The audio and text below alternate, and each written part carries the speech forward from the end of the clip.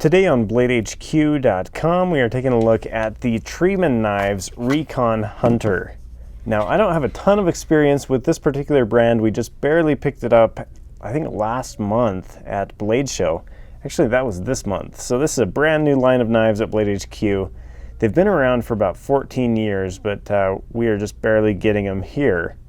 So very nice stuff. I'm excited to show it to you. I'm going to compare it to an SE4, because that's one that I'm a little bit familiar with. I own one, so there you have it. And then I'll tell you to buy it at BladeHQ.com. So first of all, the overall length on this knife is 9 1/8 inch. The blade length is 4.3 inches, made from 01 steel. You can see it is USA made. They make these in Michigan. Treeman Knives, with a little tree and a man in their logo. So pretty cool. The story behind that is the founder, his name is Jim Bering. I believe I'm pronouncing his name correctly. He was kind of a logger for a while, cutting down trees and that sort of thing, but he always had a fascination with knives. So eventually he ended up doing full-time knives and makes some pretty cool stuff. Very nice. The handle material on this one is micarta. Nice brown micarta on it. And those scales are removable if you'd like to remove them. I like the contours on them a lot. You can kind of see there's one, looking at it from this angle, good contour in that way. And then there's a nice contour there. The way it fits in hand is very, very comfortable. I like that. Let me pull out the calipers really quickly. They are zeroed in at this point. 1 inch side to side, and then 0.9 inches that way. But it just feels really ergonomic. They've taken some time and made that nice. You got a index finger choil there where you can choke up, plus the jimping on the back. It just feels very natural for your thumb to go there when you're choking up, and they've put that jimping in just the right spot. And then you've kind of got a finger guard built into the blade handle there. So if you were doing some heavy work with this one, it's going to help keep your hand in place. Full tang knife on this one. You can see the lanyard hole there, and it comes with this little, I don't know, that's not paracord, more of a shoelace style rope on there. Nice stuff. Great fit and finish on these. They are a little bit pricey. This one is $285, made from 01 steel, which from everything I've read on Blade forums, that is a good steel. People enjoy it. So easy to sharpen. Rockwell hardness on it is 57 to 58. So things to keep in mind. There is a little bit of a swedge on the spine there. Well, not a little bit. There's a definite swedge. And it kind of starts about right here and then goes all the way into the tip. So for some of you bushcrafters out there, this SE4 is going to be a better option simply because it's flat all the way. If you start batoning into that swedge, it's probably going to tear your baton up faster than many other things. So things to keep in mind with this particular blade. It's got this Cerakote finish on it as well. It is slightly hollow ground. You can feel that. I can feel it at least. You can feel it when you buy it. So see that there. Like I said, made in the US of A.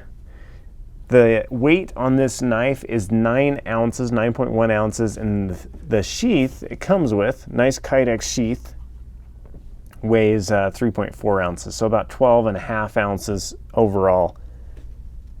It slides in there nicely. Great fit on these Kydex sheaths. You can see kind of how they constructed those.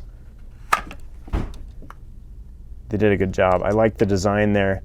It's going to keep it in there nicely, but let it out easily. Just put your thumb there and pull. It comes with a Kydex belt loop as well, which is removable. And as part of my new gig, I always try to add a new thing to what we're doing here. I pulled a tech lock off the shelf because I always wonder, hey, will this fit on a tech lock? We sell these at Blade HQ. I think they're like 11 or 12 bucks. Not super expensive, but I was curious, would a tech lock fit on here? And they've got these 2 screws right there, 2 screw holes. And as you can see, if you can see that, put my hand behind it, Those two holes line up perfectly with one of the spots on the tech lock, and you can just throw that in there. So if you want to carry it with a tech lock, there are options. You could also run it up and down. I mean, there's different options there with those tech locks. Good little tools. A lot of guys like those. So something to think about. Very nice knife. Let me just show you a size comparison with an SE4. Now, the SE4 is going to run you about 107 bucks. It's not as much of a, I kind of feel like these Treeman knives are more semi-custom, kind of mid-tech. They make them all themselves, but definitely a price difference, $285 versus $107 on this particular SE. They're about the same size. Let me pull up the specs on the SE real quick. 9 inches overall on the SE, 9 and an eighth on the Treeman. The thing I like better about the Treeman is that handle is just a lot more ergonomic. They've kind of put more thought into it rather than just slapping a linen micarta scale on there. Not that SE, that's what SE's done. They've contoured the edges and stuff, but this one has got contours all throughout it. Very nice ergos compared to the SE4. But you kind of get the idea. Their Rockwell hardness on both of these is about the same. 57 on the SE4, 57 to 58 on the Treeman Recon Hunter. So there you have it. Let me give you a couple extra specs here because we're sitting here. Blade thickness on the spine, 0.19 inches. Right near the tip, it gets fairly thin. I can see it. 0.05 inches. And then right at the edge of that hollow grind, 0.02. Here's a comparison with a tactical clothespin. Somebody asked me today, why isn't the tactical clothespin black? And I think the main reason is that we never painted it black in the original video. The original video was basically we had one sitting around in studio, and one of our guys, Cam, decided that it would make a funny video, and it did. And since then, we haven't changed it, except we did label it tactical. So anyway, let me show you with gloves on right here.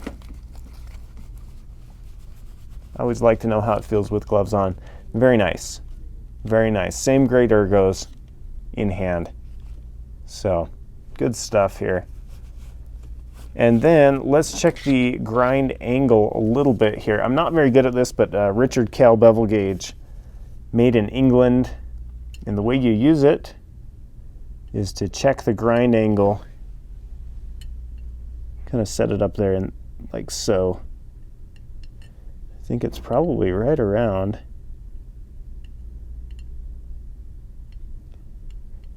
I think it's right around 17 and a half-ish, probably around 16 degrees on that edge grind.